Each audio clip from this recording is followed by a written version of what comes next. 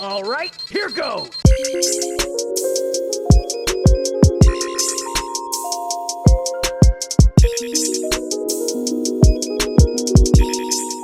Whoa. What's going on, everybody? I'm never going to fucking do that again. That was really bad. I thought it was a good idea. It wasn't a good idea. While I'm amongst the morning dew, my name is Ethan Ragsdale. I'm your host for We Don't Know Sports, brought to you by We Don't Know Network. We'll say it at the end, but follow our plugs on Instagram, Twitter at We Don't Know_network. Jacob knows the email if you want to get at us. I always forget it. Jacob, plug the email. WDKnetwork@gmail.com. Just without the underscore, given Jacob. Underscore. Exactly. So we're going to do the routinely weekly breakdown. Right to begin with, we're going to hit on our sports news. Just to begin with, just a little bit of recapping what happened. Basketball started last week. It started on June 30th on Thursday. And I just want to break down the games just a little bit, any implications of what's going forward. Just what we saw, Jazz beat the Pelicans by a couple points. Pelicans have not been playing well at all. They got like 30-piece the other night by the Clippers. And in the first big game back, Lakers beat the Clippers with 2 points. Towards the end of the fourth quarter, LeBron James missed a layup, did a putback to win the game. That was pretty. And then I believe Paul George missed his final three when he made 2 previous threes to win the game. So that was big. Friday, nothing really too big. Bucks beat the Celtics. Kind of saw that coming.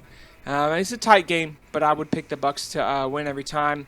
Rockets beat the Mavericks in overtime. That was a solid game. Quite a few other games just to break down real quick. Magic beat the Nets. Blazers beat the Grizzlies. Suns beat the Wizards.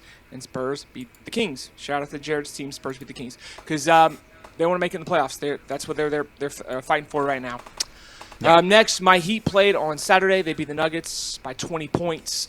Not too happy about it because they were down 3 starters, but a win is a win. Thunder beat the Jazz. That's when Clippers beat the Pelicans by 23 points. Pacers beat the Sixers, which is big because I hate the Sixers. And then, unfortunately, Raptors beat the Lakers pretty handily, 107-92. Yeah, they did. That was unfortunate. Sunday, no big games. Rockets did beat the Bucks by 4. That's a semi-big game. Celtics beat the Blazers, but that was expected. Nets beat Wizards. Spurs again on a 2-game streak there. Beat the Grizzlies. The Grizzlies are not playing well either. Since the comeback, Magic beat the Kings. Both teams are pretty irrelevant. And then Suns beat the Mavericks. And then yesterday, just last few games that we're going to go through real quickly. Lakers beat the Jazz, so they're 2-1. And by the Lakers beating the Jazz, they clinched the number 1 seed in the West. First time since 2010 that has happened. Sixers beat the Spurs by 2 points. Pelicans beat the Grizzlies. Both teams aren't playing well, but it looks like Grizzlies are playing just a little bit worse than the Pelicans. Pacers beat the Wizards by 11. Nuggets beat the Thunder in overtime. Nuggets are definitely a team to look out for when they're healthy, for sure. And then Raptors, like I said, beat us. Unfortunately, we're Heat 1-1. They beat us by 5 points. They beat us pretty much the whole game. Not a good game. And today is Tuesday, August 4th. I know you're going to be listening to this on Wednesday. No, they will be listening to it tonight. I'm posting it tonight. Okay, you'll be listening to it on Tuesday. Trying to keep the Tuesday schedule for sports. Nice. So we're going to get it done quickly. Nuts. Oh, nice. Nuts. That's my team. Nets and Bucks. Nets have been winning this whole game. They're up right now, 104-100. And Mavericks are losing to the Kings by 2. It's a tight-knit game. Jamal Crawford. Absolutely. He scored a 50-piece the other night. Real quick, are you still going through? I'm sorry. Just one more thing, and then I'll be done. My Heat play the Celtics tonight at 6:30. Suns and Clippers, Magic, Pacers, Rockets, Trailblazers. Pretty much kind of how all those games are going to pan out. Rockets should beat the Trailblazers. Pacers should beat the Magic. We'll see how that goes. Clippers should throttle the Suns. And Heat and Celtics, I'm sure the general public is expecting Boston to win, but we'll see. And Jacob, go ahead. Yeah, I just wanted real quick. The NHL playoffs have started as well. I just want to do a quick rundown. Hurricanes. You go all for that. Yeah, Hurricanes are up on the Rangers 2-0 in that series. They play again tonight at 8. We live in Carolina, so I mean we're following that one kind of closely. At least I feel like that's probably the one that we're following closely. Coyotes are up on the Predators 1-0, but they're currently losing their game. They're playing right now 2-0. New York Islanders are up on the Florida Panthers 2-0 in the series. The Columbus They Blue won Jackets. 4-2. Yeah, the Columbus Blue Jackets are up 1-0 over the Maple Leafs. They play later today. The Calgary Flames are tied with the Winnipeg Jets at 1-1. The Wild and Canucks is being led by Minnesota at 1-0. Both of those Flames, Jets, Wild, and Canucks, they all play again tonight. The Pittsburgh Penguins are currently tied with the Montreal Canadiens at 1-1. Those are my team, or that is my team, the Pittsburgh Penguins. The Lightning and Bruins, they get started up tomorrow at 4. Avalanche and Stars, same thing. And then the Oilers and Blackhawks are also tied at 1-1 with their second or third game coming up tomorrow. That's crazy that some games haven't even started yet, and then some games are in 3. That's odd. I think it has to do with like where they're at. But so this is a confusing time for everyone, and I'm still trying to follow as well. I know Jared and I, we don't know sports. We're all not up to par like I am, with the NBA, things like that. So not only for our listeners, but break it down for us, Jacob, if you can, as far as, so right now they're playing a match or a series of how many games to get into the playoffs, correct? Yeah, it's kind of like it's like almost like a group stage, it seems like. Okay, so this is not the playoffs, correct? It technically is, but it is not. No. Oh, I thought you were talking about basketball. No, hockey, NHL. NHL. This is the playoffs. This is Yeah, like Pittsburgh is a 5 seed. But this is a new kind of thing. structure, correct? Yes, this is like a 24 team playoff. Pretty much most of the teams made it in, to this playoff. It's a very much expanded. Normally, what they do is there's 4 conferences, or you call them divisions, whatever. 4 divisions, and the playoffs are a 4-way tier, whereas Pittsburgh and Washington could be the number 1 and number 2 teams overall, but they still have to play each other in the second round of the playoffs as opposed to the meeting each other in the conference finals. I don't like the way the NHL's normal playoff structure is. I much prefer the way it used to be, and I'm more on board with what we currently have. Because right now it's more of like the March Madness style, where you're, like I said, 5 seed playing 12 seed. Yeah. They have hubs that they're playing in, and then eventually they'll meet up for they do like the Frozen Four in college, so it's kind of like that. Yeah. And so I see West qualifying, East qualifying. How many games are they playing? Best of 5. First series is best of 5. Yeah. Okay. Normally, I've only been keeping up with Carolina's scores. Normally they do best of 7s, but obviously with to get in COVID, get these first rounds out of the way. Best of 5. That makes sense. I'm a Florida Panthers fan, and we suck. I mean, we're losing 2-0 to the Islanders, and we probably will finish that way. I mean, one more game and we're done. I mean, they're greatly improved on what they used to be, but I mean, for sure. Yeah. I mean, at least we made it into this. How many game playoff? 5 game playoff. No, best of 5 team playoff. Oh, how many I teams want to say it's 24 teams. I believe it's 24 yeah. teams. Let me just double check that, but it's not that big a deal. And that's the majority of the entire league, but at least we're stuck in there.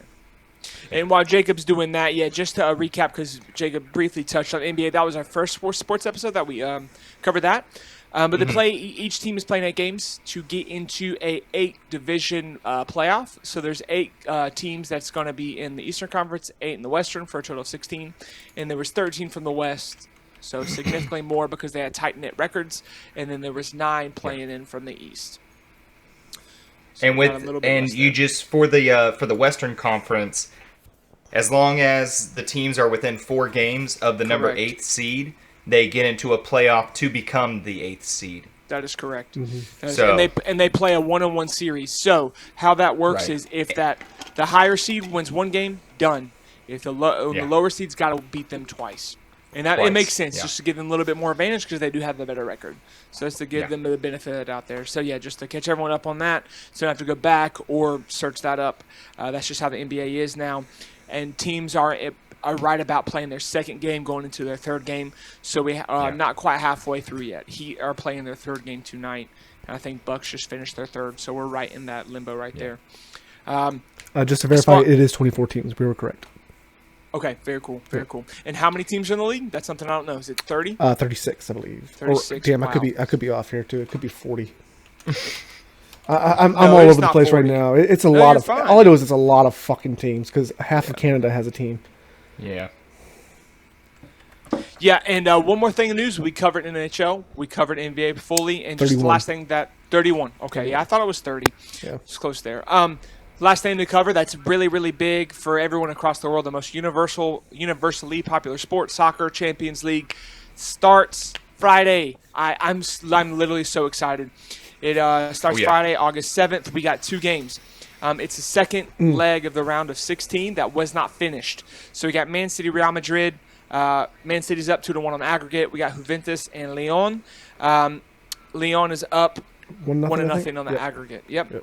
And then also there's 2 more games the next day on Saturday, August 8th. Bayern and Chelsea. Bayern's up 3-0. Barcelona and Napoli tied 1-1. I don't know if you guys saw the news, but it looked like Napoli was looking for an extension. They didn't want to play during Corona. They didn't think it was safe, a.k.a. not to lighten coronavirus, the pandemic, not to enlighten the severity of it, but it's Napoli, of all teams, probably the weakest out of all the teams that I just said. They want to break. I wonder why. They don't want to play Barcelona when they're fully healthy. Hey, if Leo's hurt, hey, we'll play. We're ready to go. Yeah, that's not going to happen. They're going to play. We're going to play Champions League. I mean, they have no probable cause. Look at it. Premier League just played out with no issues. We're going to have Champions League. We're going to get it finished. And I really, really, really hope Man City wins. It really starts with this game. If we beat Real Madrid, then we're sitting pretty. But yeah, that's pretty much the layout for that. I know, hopefully, we're going to discuss and schedule this later, but I do believe we're going to try and get a live stream of one of these games. Hopefully, we can do Friday. But that will come for certain later after we discuss that. Going forward, guys, that's pretty much all the news. I do want to say, well, yeah, of course. I have 2 things to say. One, Europa League starts up on Thursday. Wolves play Olympiacos. They're tied 1-1 on aggregate to finish out that round. All those games are going to be one game as well going forward. If you were done with news in general, I just want to say that the XFL was purchased for $15 million by The Rock. So Dwayne Johnson could be bringing back football aside from the NFL for us. Just huge. Right. We could see if this works. I hope it does. I think we're all hoping to see another football league come out. That'd be huge. And also the MLB possibly having to resuspend the season because they're fucking stupid and they traveled all over the place. Simply put. Yeah. I mean, you look at – I just want to touch on that really quickly because it is important. I mean, you look at NBA, how many coronavirus positive tests have they had recently? Why? Because they're in a bubble. They're not allowed to leave. Yes, it's strict. And the one guy that did leave, he had to get a good reason to leave, and then he was monitored closely when he came back. I can't remember the guy's name, but Lou Will. It was Lou Williams. Thank you. He had to really. So he left for a good reason for a funeral, but I believe he was caught eating chicken wings at a strip club.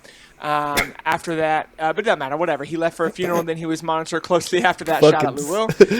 He's quarantined for 10 days, and then he'll be able to rejoin the team. Doesn't matter. It's the Clippers. They're gonna be in the playoffs anyway. Yeah.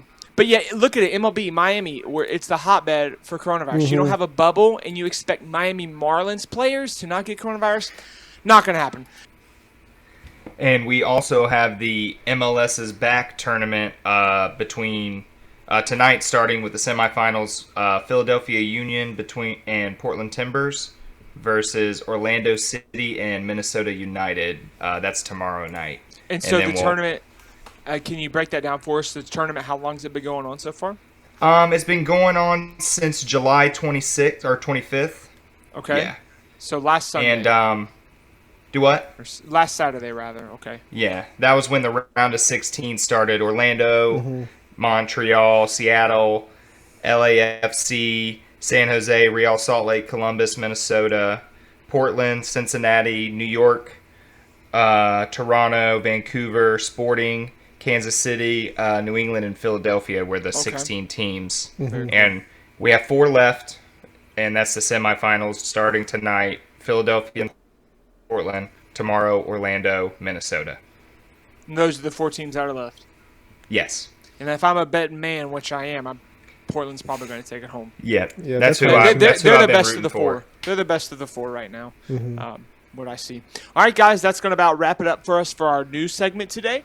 Now we're going to hop right into our topic. So our topic is consistent and contingency with last week. We did our NFL draft. Now our draft is going to be similar way. The team that we want, how we want to have it. Not necessarily the best setup for a franchise, things like that. What we want to have for this year, it's a preview for the 2020-2021 season. Now that we're kind of getting fundamental layout of our college football season, what it's going to look like. Now, we're not going to get the regular season. We don't even know if we're going to have a playoff. Hopefully, we are going to have some sort of playoff. It's going to be a little bit trickier. What's that word I'm looking for? The department that is looking to pick the playoff teams. Going to have a little bit harder job this time come around. The committee, yeah. The committee. Thank you. That's what I was looking for. Due to conference-only schedules. In some conferences, I think ACC is going to allow up to 1 or 2 non-conference games. Big 12 does one. Yeah, Big 12 is doing one. But every Power 5, Pac-12, Big 10, Big 12, ACC, SEC, that's the Power 5. All of them have already said they're going to have a conference-only schedule, 10 to 12 games. SEC's 10 games only. Just had a thought. What if they just make every conference winner just play off of all the conference winners? That makes sense. Can we get that? Like, just it'd be a little bit difficult because there's 5. Be a little kind of weird. Then you right? pulled in like the best one group of 5. Yeah, one group you know of what 5. I mean? That Like, would be tight. Like that. Wow. Like, just give us something like that. Yeah, give us a fucking 16 playoff. Yeah. Not 16, 6-team playoff. Yeah. In a bubble somewhere, because they already didn't play their non-conference games, so it's not like it's extra taxing all the players. Exactly. And by this time, we should have all this COVID shit figured out, because that'll be 2 more months from now. At least that's what we hope. Yeah. Pray. Yeah, I mean, not to put it lightly, but 3 more months. Sorry, but the virus is still very serious here. Exactly. But I have this app called Citizens. It's a very, very cool app. It updates me on coronavirus updates. It is decreasing slightly, but it's decreasing. For what it's worth, maybe it'll increase again. I don't know. I'm just speaking on today. It is slowly decreasing at a slightly consistent rate. That being said, we know this season we're not going to get the actual college football season that we wanted. But we're going to get some college football. That's what I'm happy about. We're going to get some college football. It sucks for some teams. I loved Florida Gator schedule. I loved it. It's going to suck ass for us now. We have to play Alabama. We're going to have to play really bad teams that I'm not looking forward to. I mean, we're already going to have to play Georgia. I mean, we play them every year. But I'm not looking forward to play Alabama. I'm looking forward to play LSU. I mean, even though I know they're going to have a significant drop-off as opposed to last year, I'm still not looking forward to it. I mean, West Virginia was supposed to open up the season with Florida State, and that could have been a real good like we're not going to have our rival games. That's what sucks. We should have the Iron Bowl still, Auburn, Alabama, but we're not going to have Miami, Florida, UF. I'm a Gator fan, so I'm biased. Miami, UF, UF, FSU. But the best rivalry in all of sports, we're still going to have, hopefully, Ohio State and Michigan. That's the best rivalry in all of sports. Yeah. Well, actually, the best rivalry is Harvard versus Yale, and they've already decided they're not playing. So until 2021, spring season, they should. Yeah.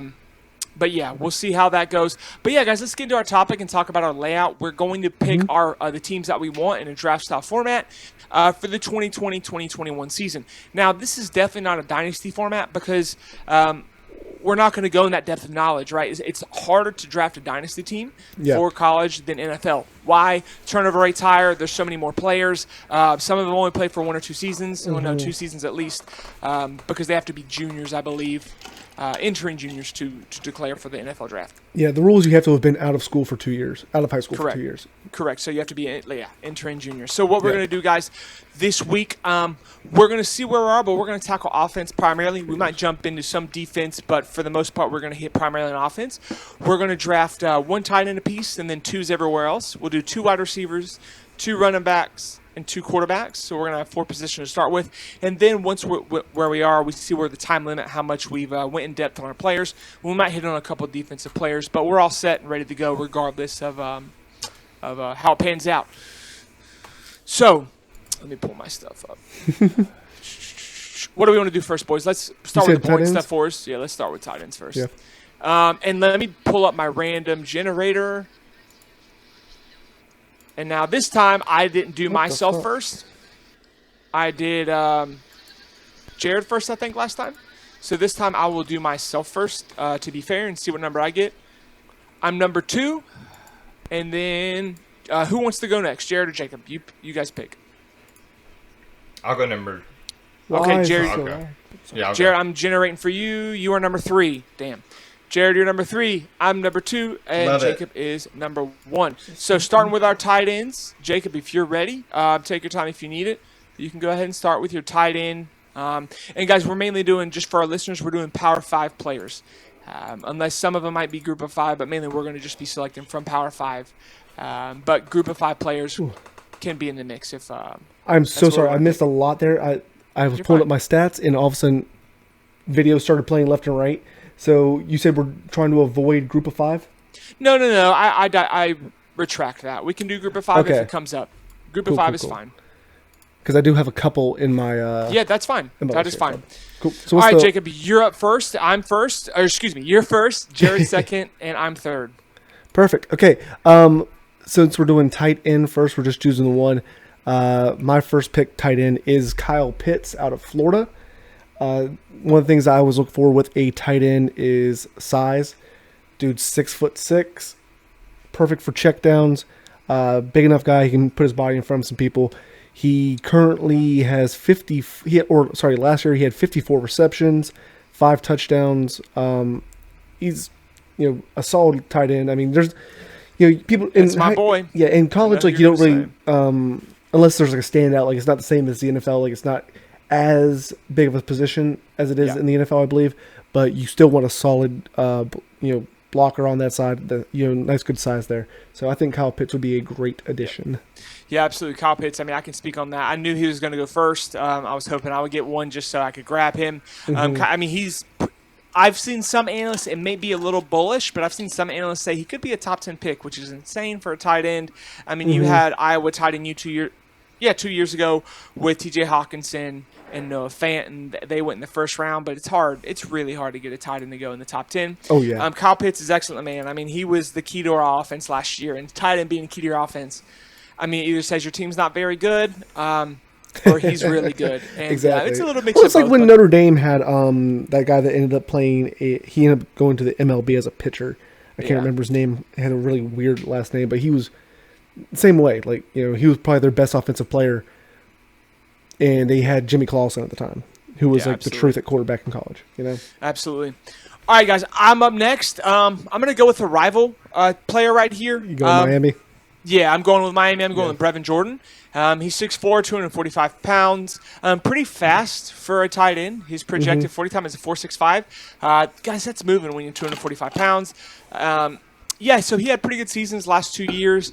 He had 45 yards a game last year. Not great, but not bad for a tight end, especially with the receptions per game he was having. He's making a lot for his receptions. 3 receptions games, 45 yards per game. You're looking at decent yardage per catch. And then the year before, he progressed greatly. He had 23.92 the year before in 2018. I don't like Miami. I mean, I just never liked them as a team. Even though I live here, I just never been a fan of the U. But I do like Brevin Jordan. I like what I saw out of him with Jalen Williams thrown to him last year. He had a strong freshman season, and he was decent last year. He had a good little leap, and I want Kyle Pitts, and there's a pretty big drop off after Kyle Pitts. But Brevin Jordan is my next man up. I really like him. I think he's going to have a good year this year, and especially having a lot of a deep resume under his belt. He's entering his 3rd year. I mean, he's going to be a junior. Yeah. Hopefully, he progresses more than he did last year. So that's my pick for my tight end. What you got, J-Dot? I'm going to go with Pat Freemuth. He's out of Penn State. I don't know how to say his name. You're That's fine. that's my best guess at it. Okay, But, sell me on him. He's also, like Jacob said, you want a big guy to be your tight end. He's also 6'5", 259 pounds. Big boy. The dude can get you some TDs. He had 8 TDs in 2018, 7 TDs 2019, and from what I hear, he's an excellent blocker as well. Yeah. And sometimes tight ends gotta step up in that role, and he's a big enough guy to do that. So just all around, I guess I'm gonna go with that guy. Yeah, I mean, no, that's fine. That's totally fine. That's not a bad pick at all. I mean, having those touchdowns is good for the competition he plays. I mean, Penn State, they play in the Big Ten. They're playing good competition. And, he's been pretty much a touchdown machine, I mean, as far as for tight ends go. You're his almost scoring a production went touchdown a up game. Of course. From 2018, I mean, he got almost 200 more yards than he did and he got 200 more yards in 2019 than he did in 18, and he had more receptions, about double as well. Yeah, 43. absolutely. And to put into perspective for Yeah. everyone, Kyle Pitts 2 years ago, he had 1 touchdown. Last year, he had 5, right? And then for my guy, Brevin, in 2018, he had 4. He regressed a little bit in last year with only 2. So Pat, a lot more on the touchdown spectrum. He's a touchdown threat, red zone threat. I'd much rather have a red zone threat than consistently down the field. Yeah. Because I can A rely tight on end other guys to especially, get me down the you know? field. Absolutely. That's what I clutch see time. in Pat. Exactly. Yeah. Absolutely. No, that's not a bad pick. He's a little bit lower on the projections, and there's a couple guys that could be picked in front of him, but still, I mean, he's definitely got a lot of room for potential and to grow, and I like his size. Jalen Watermeyer. High ceiling for sure. Yeah, Jalen Watermeyer's another guy that's going to go real high. I'd probably pick him above Pat, but Pat's right there. He's right in that mix. That's not a bad pick at all. So that's our tight ends. We got Pat. I'm not going to say his last name. Freemuth, whatever, and with Jared, and then we got Jacob taking Kyle Pitts out of Florida, and then me out of Miami. I took Brevin Jordan. So moving on, guys, you can pick. What do y'all want to do? I'm thinking wide receivers next. We can go running backs. I want to say quarterbacks for last. I'll say wide receiver, then running back, then quarterback last. Okay, cool. Yeah. So we'll do that, and then Jared, you're up first, man. We're going to do a snake draft just like we did last time. So who are you picking for your first wide receiver? Now, mind you, to our listeners and to my hosts, we're doing 2 wide receivers. 2 wide receivers? Yes, 2. Sick nasty. Well, all right, who are you picking? I guess I'm just gonna go with Jamar Chase. Of course, it's the best pick. I mean, fucking asshole. Yeah, it's the best pick. Yeah. Dude's good. I mean, I don't even. You got the Bolitnikov. Look up his stats. Yeah. Look up what he does. And I'll help you with that, Jared. I'll help you with that. Yeah, like this is we in those sports. Some of us, Jared's got us on the soccer, and he's learning about college football. We're all getting I'm together. not like the biggest college football Dude, person. I'd rather watch basketball.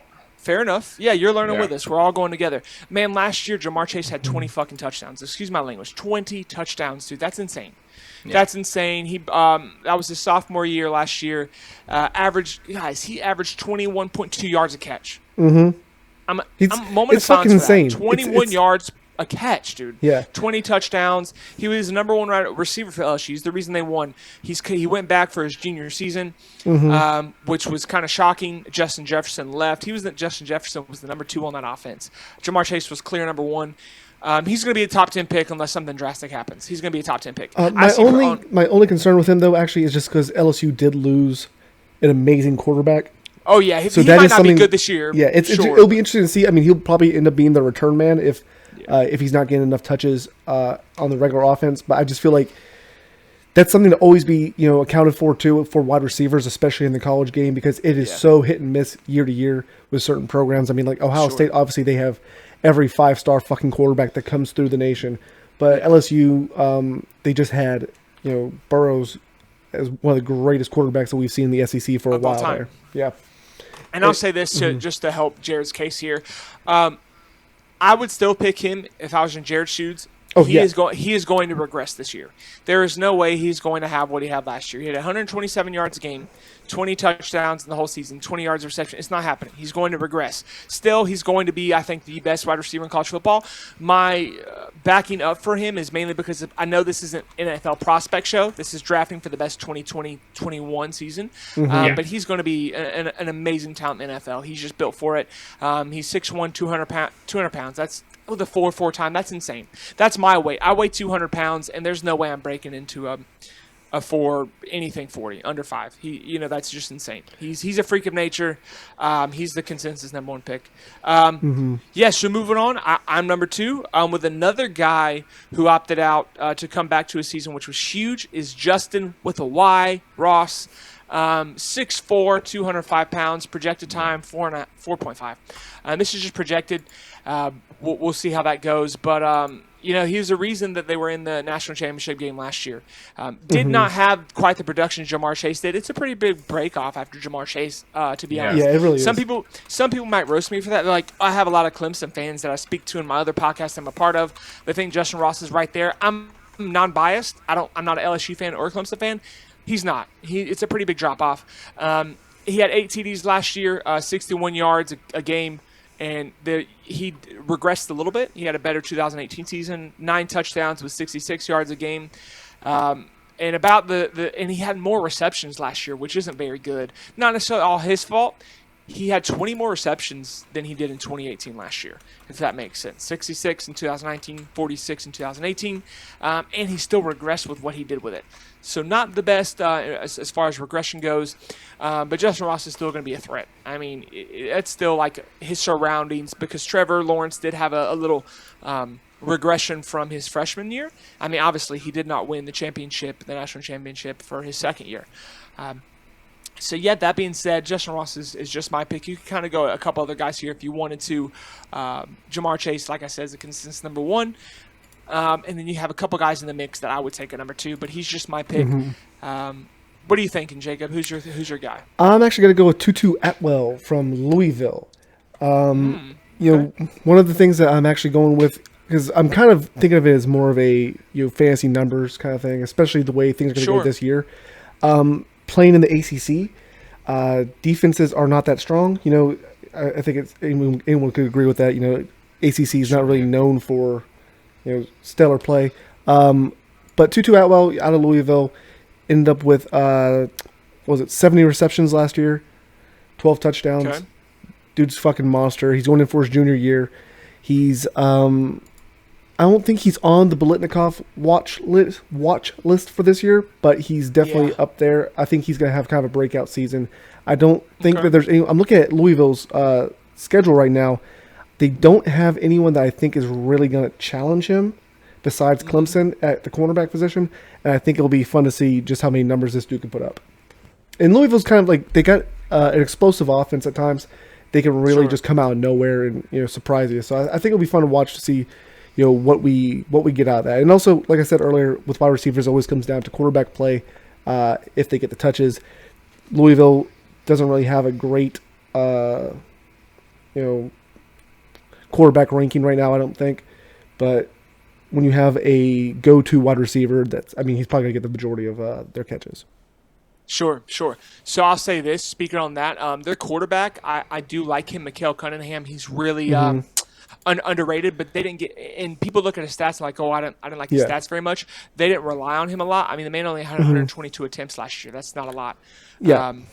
That's literally what I was going off of. He didn't throw the ball that much. Yeah. Exactly. So, no, I like the pick. I think that's a fine pick. So now how we do this? Jacob, you go back-to-back, right? It'd be your pick now. Oh, yeah, I do get back-to-back. You're right. Yep. That is correct. For your second wide receiver. So who are you picking with your second pick? I'm going with Chris Olav from Ohio State. He is on the Biletnikoff watch list for 2020. He is 6'1", 188. Team, man, absolutely. What was that? No, I said it's your team. Oh, I thought you're picking who you like. I thought you said West Virginia, or I thought you said Ohio State's my team. I'm like, no, fuck him. I hate him, actually. No. But they produce fucking superstars. Chris Olav, he had 49 catches last year, 849 yards, 12 touchdowns. He's not the biggest guy. He's, like I said, 6'1", 188. He's pretty quick. He's just not a standout, but I think he's one of those. He's about to have his year. I'm trying to predict, and also again, like I said before, he had a good year last year, man. Oh yeah, he really did. Such a big leap, big leap from 2018 to 2019. And he's got Justin Fields throwing the ball to him. I think that's honest God. I think that's going to be a big part of it. Yeah, I think that's a big part of it. I think that he's going to have a real breakout season here. Absolutely, yeah. Last year he had 17 yards for each catch, which is not bad.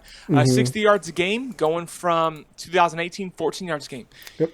And he played the same amount of games. 14 games last year, 14 games the year before. He had 12 receptions 2018, 49 receptions 2019. So Chris Olav, I'll be surprised if he wins the Biletnikoff, but he's going to be. Yeah, I don't think he's going to. I don't think he'll actually win. I do think it's. Dude, no, he's my top 5, dude. No, I'm just saying, it's Chase's to win. It definitely is. It's just. I wouldn't be shocked, is all I'm saying. Yeah. So, I'm up next. I'll go ahead and make my second pick a wide receiver. I'm surprised this guy's still on the board. He's arguably right in there with my number 2, right after Jamar Chase, and he's in that mix with the guy that I picked right before him, and Justin Ross. But this is Devontae Smith out of Alabama. It was pretty wild. He didn't go last year, but he had 2 teammates in Jerry Jeudy. And, oh, my God, I'm blanking. What's the other one that you guys got? What's his name? I was not paying attention. Henry Ruggs. Henry Ruggs. Thank you. Yeah. Henry Ruggs out of Alabama. I'm sorry, I had a brain fart there. Gotcha. 2 teammates going last year. He had 96 yards of reception last year, guys. That's insane. That's really good. And he had 14 touchdowns. Touchdown hawk last year. And he's going into a senior season. He's playing, I believe, senior season. He had 2017, 18, and 19. Yeah, he's the consensus pick for me. Surprised he's still on the board.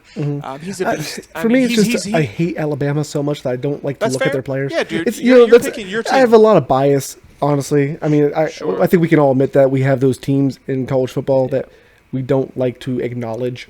Yeah, and I hate Alabama too. Yeah. But I, yeah, I was thinking of Devontae his Smith, defense too. So he's definitely a specific type of player. He's small on the smaller side, 6'1", 175. Pretty quick guy. He had it. Like I said, he had a really good year last year. But he's a very tough receiver. He's very nitty gritty, very hard with the ball, and he's really fast. He's got really good route running and just really good ball skills on the ball. He's got that finesse. He's got that agility, that quick twitch. He's a really good player. I really like Devontae Smith, and he'll definitely. I wouldn't be shocked if he goes in the top 5. He's going to go in. Top 10. I really do believe it. I think so. I mean, it depends on how good of a year. I shouldn't say top 5, but top 10. He should have a good year. So we'll see how that goes. Because NFL teams are really, really bullish on Alabama wide receivers. yeah, and the SEC though, I mean, it's a very challenging place to play. So if you're putting up numbers in the SEC at wide receiver, chances are you're going to be more prepared for the NFL than someone coming out of another league. Yeah, sure.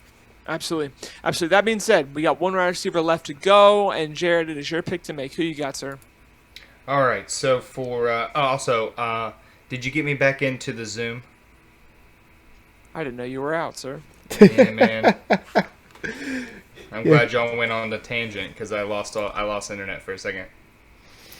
Yeah, I was wondering if Ethan was just handling that dropout just so smoothly, or if it was just that he wasn't paying attention to you. Oh, I'm good. I'm looking at my stat sheet. We in. But we in here. Okay, so we're on the second wide receiver, right? Yes, sir. Yep. All right. So I'm gonna go with Tylan Wallace out of Oklahoma State. He's 6 foot. He'll be a senior. But his production, I think he's a good slot receiver. He's only 6 foot. And his numbers drastically improved from his freshman to sophomore year. Okay. And he didn't put up quite the same numbers, but I mean, he still did great. I mean, he almost got 1,000 yards. And that's a good pick, man. Yeah, he was a Thurman Thomas Award finalist. I mean, that's always. I think I think he's just gonna keep working hard. I think wherever he goes, he's gonna put in the work, and he's gonna be. He might not be the best, but I mean, he's gonna produce. He's got 3 years under the his Big belt. 12 is definitely a gunning conference. I mean, it's a lot of passing. Like, and Oklahoma State's no exception to that for sure. So yeah. I mean, even though they do have one of the best running backs, but. Big 12 is definitely known for their pass-heavy offense with not much defense. Yeah. So, as a West Virginia fan, I can attest. Yeah, and he got hurt last year too. Tylan Wallace, his first 2 years he played 13 games. Last year he only played 9. He went down, I think it was a knee injury last year. And that's what kind of took him out of the NFL draft. He wanted to go back in and see what he could do for his stock this year. So we have our which I think is smart, wide receivers. Especially when you have an injury like that. Yeah, absolutely. You want to prove yourself and get your stock up better, especially if you believe that your injury is going to make a full recovery and you're going to come on them in. Yes, so my 2 picks, I have Devontae Smith out of Alabama and Justin Ross out of Clemson. Jared, who do you have? Who are your 2 picks at wide receiver? I had Jamar Chase, number 1, yep. Yeah, Jamar Chase. Well, his last name was escaping me. And Tylan Wallace. Cool. And I took deal. What Chris about you, Olav and Tutu Atwell. Cool deal. So we're going right into running backs, and Jared, it looks like you get to make I want to save quarterbacks for last. Yeah. Jared, it looks like you get to make the pick there on the snake. So who are you picking with your number 1 pick at running back? Hold on, give me a second here. You're good. He can only get one of the people I want, so I can at least have. Are you sure? One of my first picks. Yeah, I don't know. Yeah, there's 3 guys that I want right here. I have 3, and I'm guaranteed. Yeah, I'm gonna go on the second one. I'm going with Chuba Hubbard. Yeah, that's a good pick. Yeah, that's not a bad pick. Not a bad pick. That was one of mine. So you don't need to sell us much, Jared, but give us a little pitch about him, and then we'll move on. I mean, like you guys know, I don't really know college football athletes all too well, but Chuba Hubbard. That just shows I've seen his highlights. Yeah. He's the main running back for highlights, I feel like, for college football. So right now, and that's all I really have on him. I mean, I mean, I know it's not all about just highlights and stuff like that, and I think he's a smart young man, with the coach doing what he did, like wearing that shirt and stuff. And Yeah. Yeah, I like that. I like that. Hubbard go really ahead and spoke make a out against stand. it. Mm-hmm. Absolutely. You shouldn't be afraid of your Use his coach. You platform. should never be afraid of your coach. And if he can't absolutely. can't call him out, then Yeah. And I mean, I'll say this: right now, Chuba Hubbard is Oklahoma State. Can you guys name one other player? And that's the Right. thing. He's their team right now. definitely. Yeah. Yeah, and like he's going into he was on the team 2017, but he was a redshirt freshman, so Yeah. he's technically going into his junior year, Which is crazy. He was he was one of the other guys that thought he might go to the draft last year. but Yeah, he I think stayed. he'll go to the draft. He's a workhorse too. He 328 will. carries last year. Yeah, that's insane. That's and ridiculous. The only thing his bite that is a little bit negative, he's just not. He doesn't have the elite power. He's not a power back. He's a bit of like a straight down the line type of runner. Yeah. But he's got great vision. Like he's just a really good open field type of player. He's going to make you miss. And he's got that twitch. He's got that that movement, that agility. Hubbard would have been my number one pick. But I've definitely seen some other guys that I'm going to go with that I've seen above him on some picks and some projection sites. Yeah. But the guy I think I'm going to go with at first is another shocker who thought was going to enter the NFL draft last year but did not. That is my man out of Clemson. I got a couple Clemson players on my squad right now. Travis Etienne. Both my top picks gone. Yeah, 5'10", 200 pounds. He will go into the NFL draft after this season. He has to because it's his senior season. He was a true freshman. For those of you that don't know what that means, true freshman means you have the option to redshirt, which means sit out a whole year because ultimately you get 5 years of eligibility. If you redshirt your first year, you don't play. You're on the team, but you don't play. He was a true freshman. He played in 2017, and he was good every year.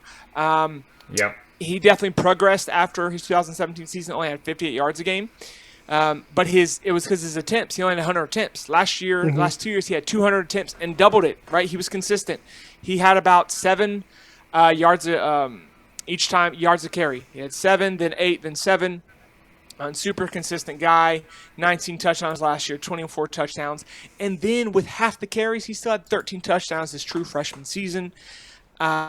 Which is just wild. Travis Etienne is my clear number one, and then I would go like I said, Chuba Hubbard right there. They're I shouldn't say clear because they're back to back. They're very very good running backs, and I don't really have much more of a case for him. I love Travis Etienne. I'm surprised he's still on a college team. Yeah, and I feel bad for some of these guys that decided to come back. They didn't know coronavirus was going to happen.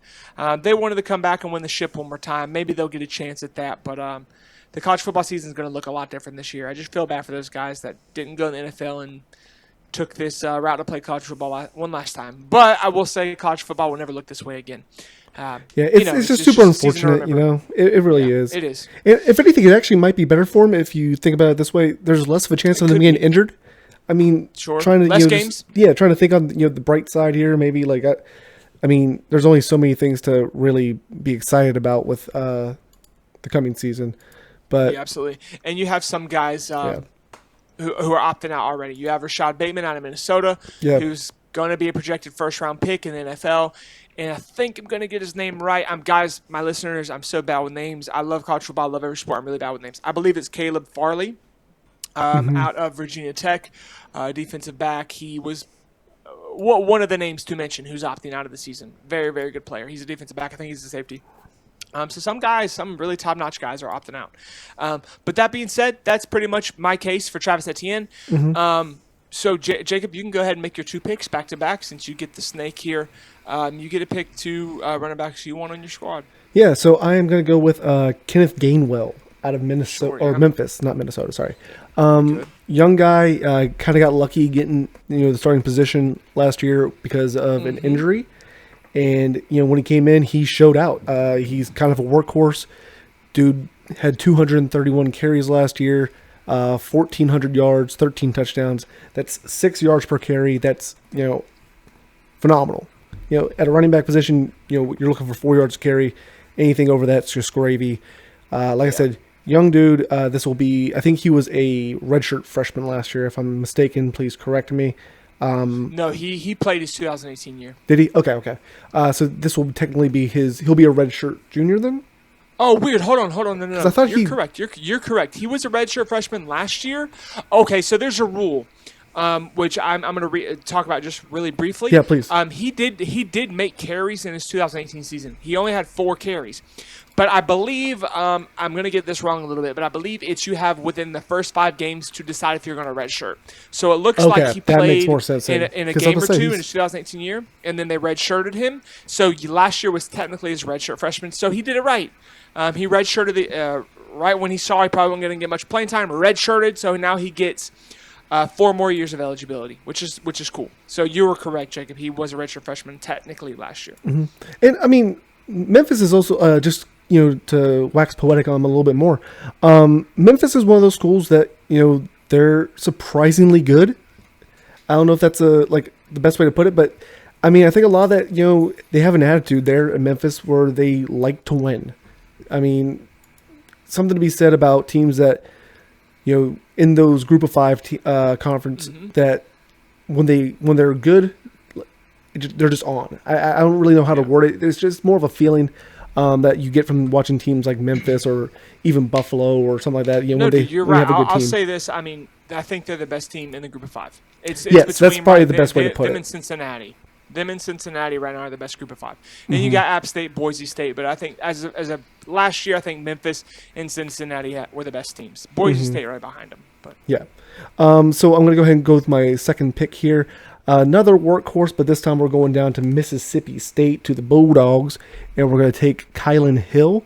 242 carries last year for 1,300 yards. He's a bit beefier. He's 5'11", 215. That's what I was going to take. Yeah, when you get that little bit of size there, you can kind of lower the shoulder, but he's also not so big that he can't make moves. Like I said, my first 2 picks were already taken, so I'm kind of scrambling real quick to make sure I got something on my list here. But I do like the workhorse style running backs. Anyone that has over 200 carries in a season, I'm pretty impressed by at that position.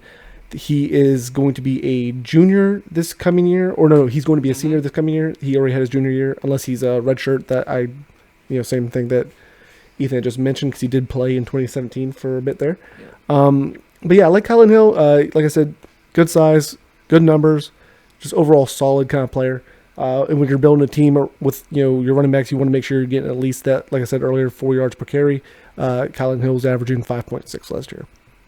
Yeah, and it looks like he's definitely was not a red shirt. He played. Okay, he did full season. Yeah, he's going into his senior year. He's going to. I mean, gotcha. 17 he played full 13 games. 18 played 11 games. 19 played 13 games.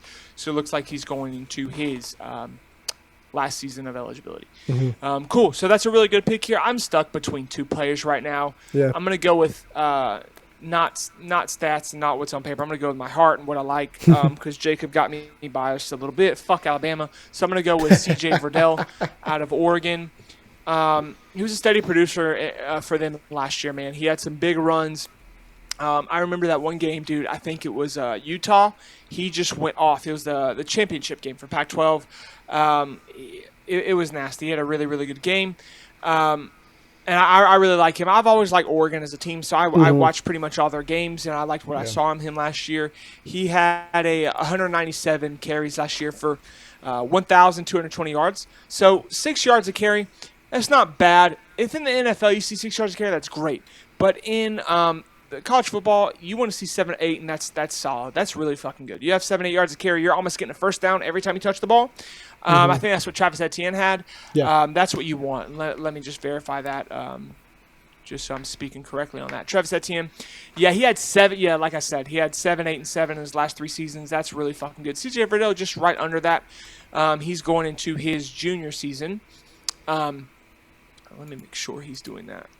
Yeah, he's going into red shirt sophomore.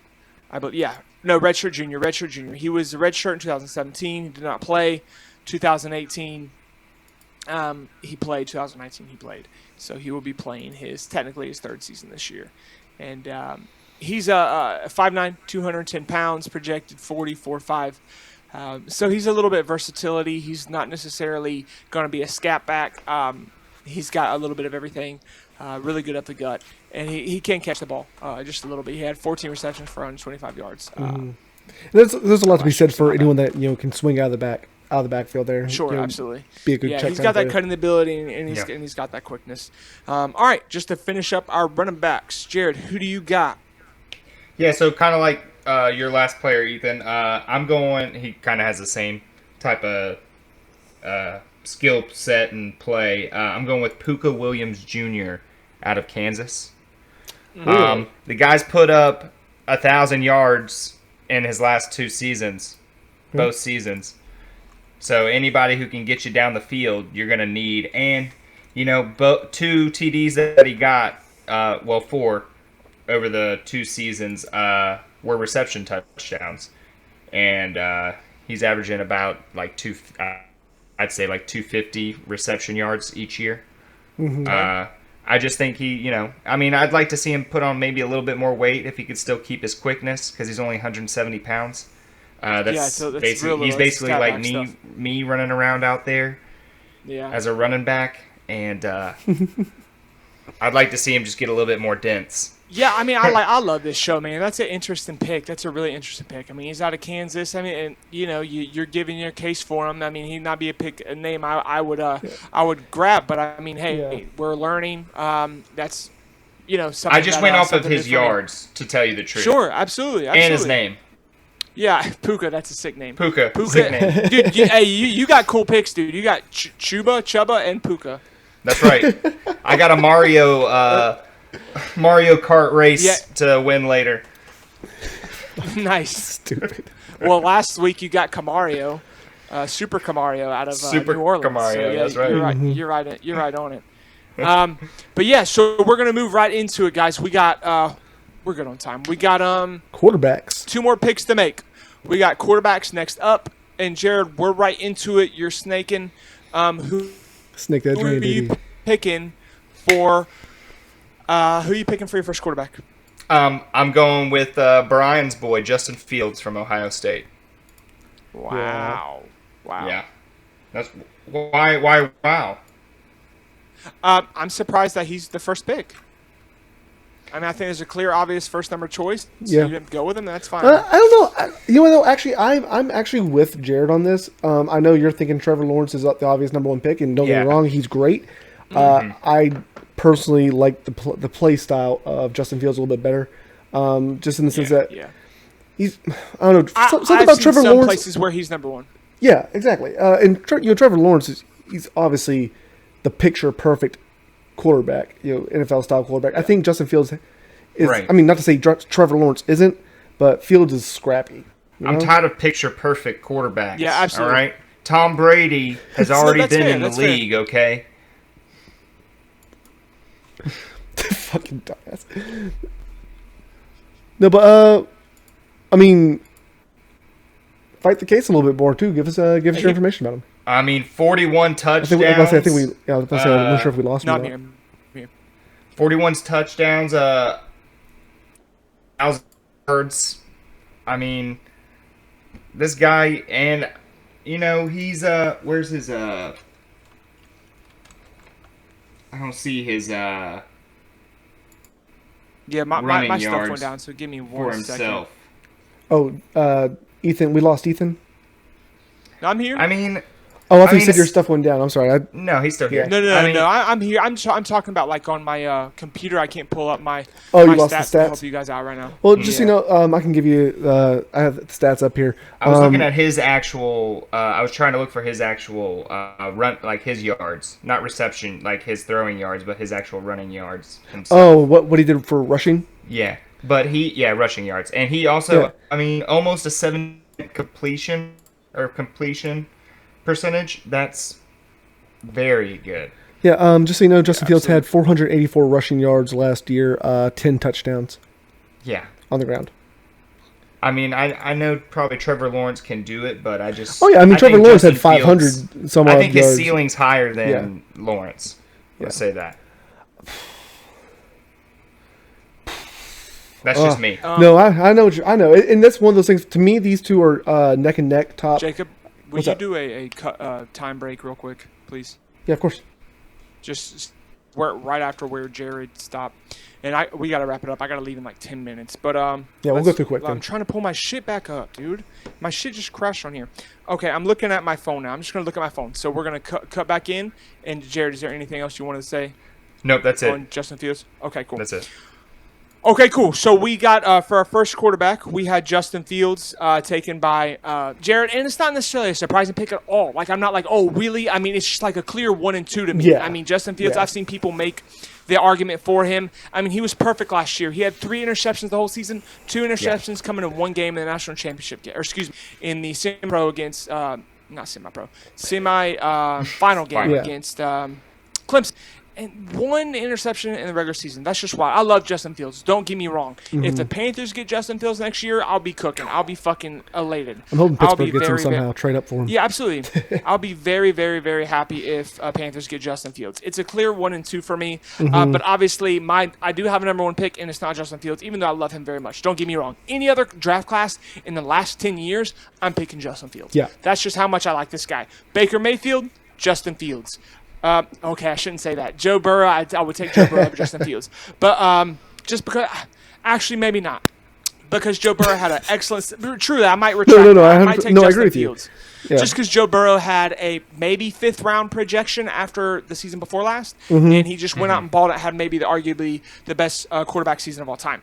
Yeah. But yeah, other prospects like that. Before I'm taking Justin Fields over Kyler Murray all day. I love Justin Fields.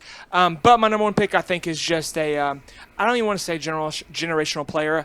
I am going to be bullish a little bit. I think he's going to have a better career than Tom Brady. I really, really do. I love Trevor Lawrence. Yeah. I love everything about him. And I'm going to not brag a little bit, but I have followed Trevor Lawrence. I saw him play in high school. I love Trevor Lawrence, everything about him. I've been following him since the year 2016. I've been following him for 4 years. He really got hype about 2 years ago when he was in Clemson. I absolutely love everything about Trevor Lawrence. Yeah, he had a little bit of a regressive season last year than he did. He had 8 interceptions when the year before he had 4. But there's some games he just didn't play big in, and it's probably just because he got a little comfortable, which I understand because he has so much hype and for good reason.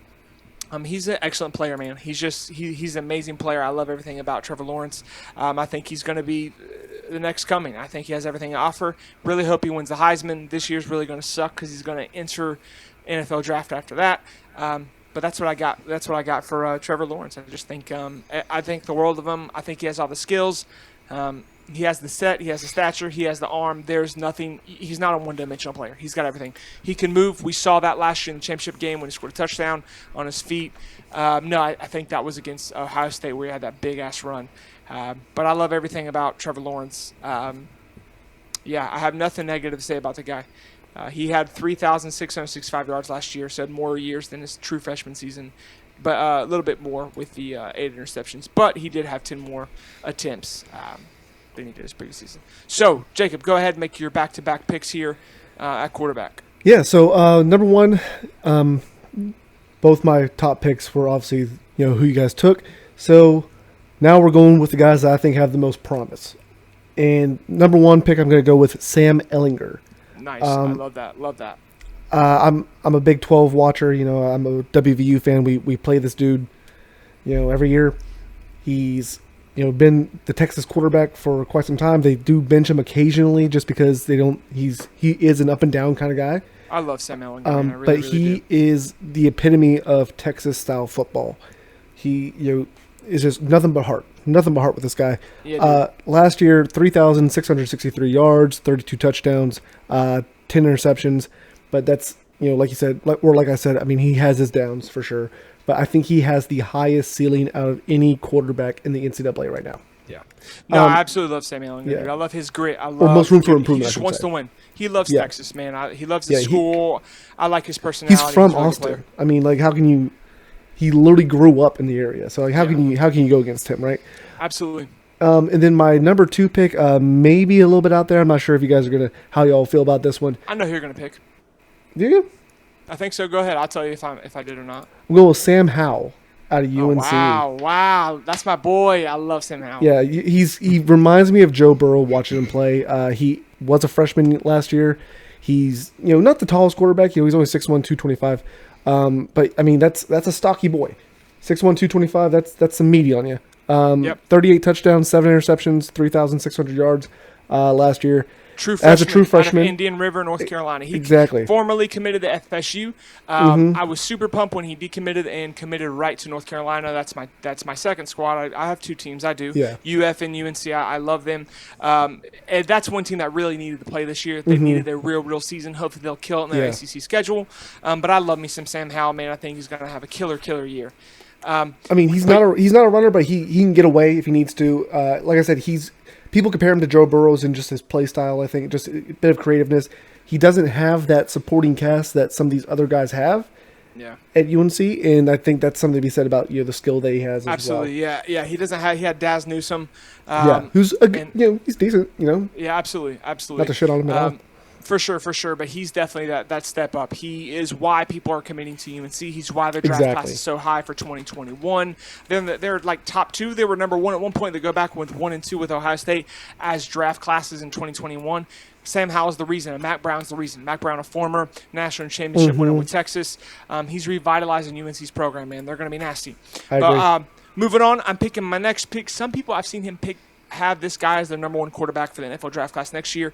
He is out of he's FCS school, out of NDSU, North Dakota State, which is Trey Lance. I love Trey Lance. He's my clear number 3. He is my number 3 after Trevor Lawrence and Justin Fields. He's going to go in the first round. I see it, unless he has a really bad year, which I just don't see it happening. But he was 66% completion percentage last year. And can you guys take a guess? He had 287 attempts last year, right? 287 times he threw the ball. Do you know how many times he threw an interception? I'm going to go with 3. Yeah. 2! My man did not throw 1 pick last year, right? And that's a good stat. Yeah, and I know it's FCS, but it's they the play gap JMU is closing. every year. The gap is closing. Truly, and they have good competition. Oh man, I forgot who they were going to play. I think they were playing Oregon.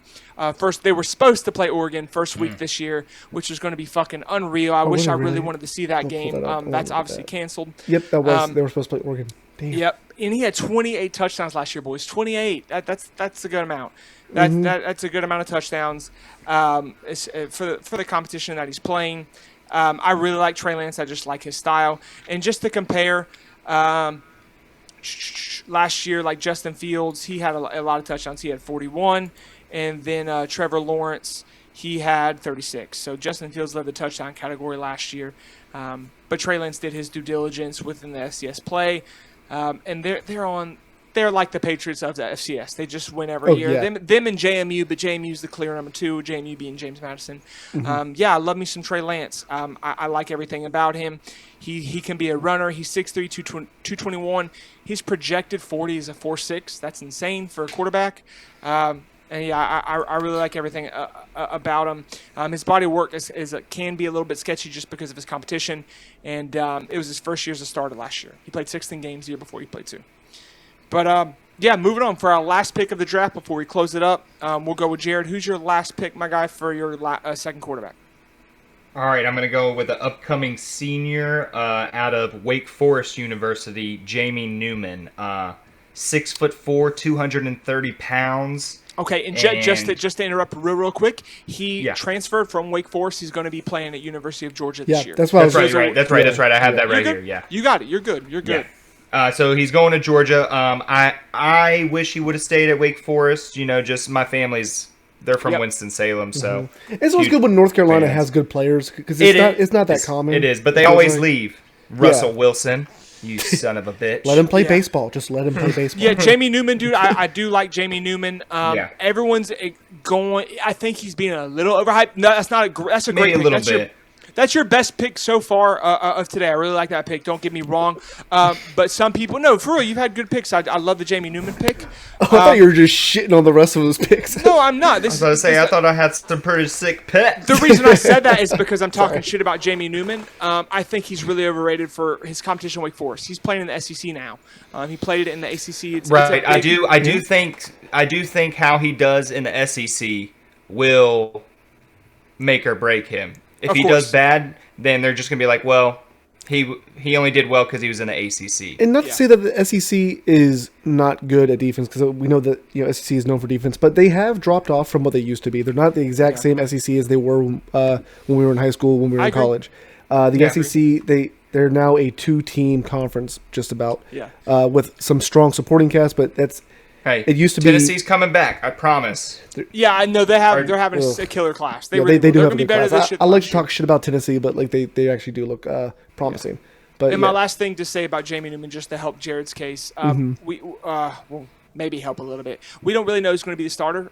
It's supposed to be Jamie Newman, but Jaden Daniels, who transferred from USC, is in the quarterback room there at Georgia. Mm-hmm. But Jaden Daniels is a little bit more of a name. His production on the field wasn't that great. Jamie Newman should be the starter, but he has a lot of potential. I will say that. That's why he's being overhyped. He's on a great team, great receivers. In the SEC, he's got Kirby Smart. I fuck him, but he's a good coach. You fuck him? Yes. Yeah, fuck him, but he's a good coach. Absolutely. With that visor, dad. If you're not a Georgia fan, it's fuck him, but you know how good he is. Exactly. You know how good he is in the sheets. But Kirby Smart, that's a good team. He's playing on a good squad. And last year his stats were okay. He had 11 interceptions, but 26 touchdowns. And the ACC was a little bit better. I mean, his attempts went way up. Yeah, 361. I mean, you're throwing 361 compared to 141 of last or 2018. So Yep. All right, guys. So we have our quarterbacks. I have Trey Lance, my second pick, and then my first pick was Trevor Lawrence out of Clemson. Those are my quarterback room there. Now, Jared, what's your quarterback room? Justin Fields and Jamie Newman. Nice. And Jacob, who do you got for your quarterback room? And of course, I got both the Sams with Ellinger and Howell. Nice. 2 good Sams. Those are really good quarterback picks. Those are my best picks out of all of the offense. I really enjoyed those picks. Mm-hmm. That was fun to discuss. So, guys, there you have it. You have our quarterback, our wide receiver, our tight ends, and our running back picks for the upcoming college football 2020-2021 season. A little bit of preview. Some conferences are starting at different times, but they are set to start at the end of September for conference play. I thought it was I'm sorry. I thought it was end of August. I thought we were starting up 27th. September 27th is what I saw. Oh, that's okay. Yeah, I just got hopeful. Probably misread it. Yeah, for sure. Yeah, September 27th is what I saw for the start of the college football season. That makes sense. But guys, any closing notes? Like I said, follow us on Instagram, Twitter at WDK_network, or email us at WDKnetwork@gmail.com. We'll come at you next week for more updated sports news. Hopefully, we're going to do a live stream of one of the round of 16 Champions League games this weekend. But that's going to do it for us before we close out. Any more closing notes, Jacob, Jared? I wanted to give you guys an update on who was getting promoted into the EPL, because I'm currently watching the Brentford versus Fulham game on my other screen, but they went to extra time, so we don't know. Yeah, it is. Nice. All right, guys, that's going to do it for us this week. We're going to see you next week on We Don't Know Sports at the We Don't Know Network. Check us out, our other channels. We Don't Know Games, We Don't Know Movies, Bone Zone. Check out our other stuff if you're interested in that. We will get at you later this week with our other channels, and we'll see you next week for We Don't Know Sports. That'll do it for Ethan, Jared, and Jacob. Peace. Peace. Later, guys.